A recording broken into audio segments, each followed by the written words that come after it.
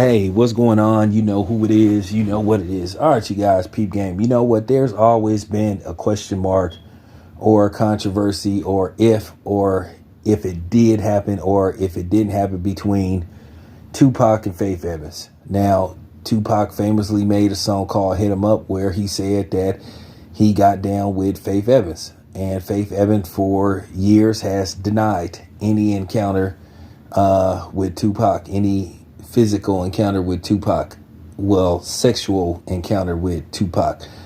But nevertheless, Dru Down did an interview with The Art of Dialogue, great channel. I'll watch it from time to time, so check that out.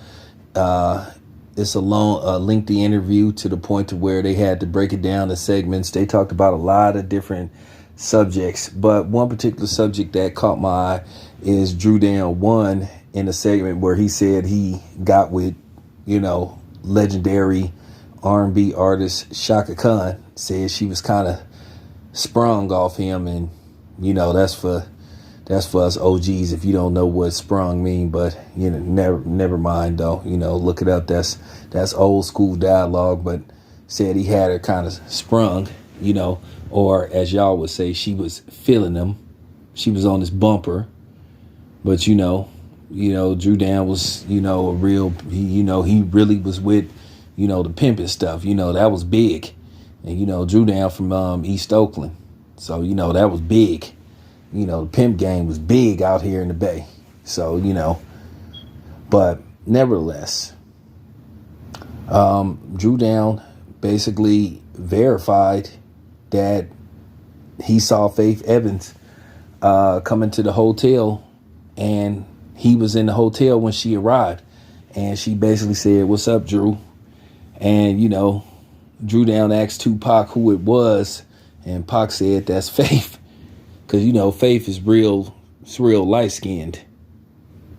So he basically said that he left the room, and he's saying that he pretty much assumed something went down.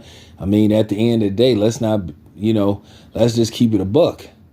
I mean, a woman don't come to a man's hotel room to read the Bible or pray or play dominoes, especially in the wee hours of the night. I mean, let's just keep it a buck.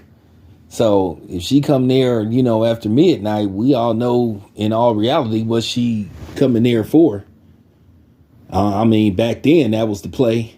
I don't know what be up with these chicks now. These chicks be having niggas fly them out to different cities and shit, then talking about they don't want to give up the box and shit. Like, you gotta be, but that's another video for another day. But, nevertheless, Dru Down said that he saw her, make her way into the hotel room. He said basically when she walked in, he basically walked out. And he said, I think the next day, Dru Down went with Tupac to the studio basically to record Dru Down's line in All About You. They said he recorded All About You and Wonder Why They Call You B the same day. And Tupac was known for that.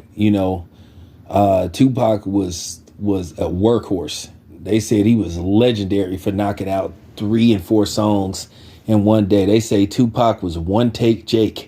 They say Tupac would knock a song out, not having to redo his verses or nothing. They say he'd knock it down, like he'd get it right the first time and go on to the ad libs and all that kind of stuff. So that just goes to show you the professionalism and the workhorse that Tupac was.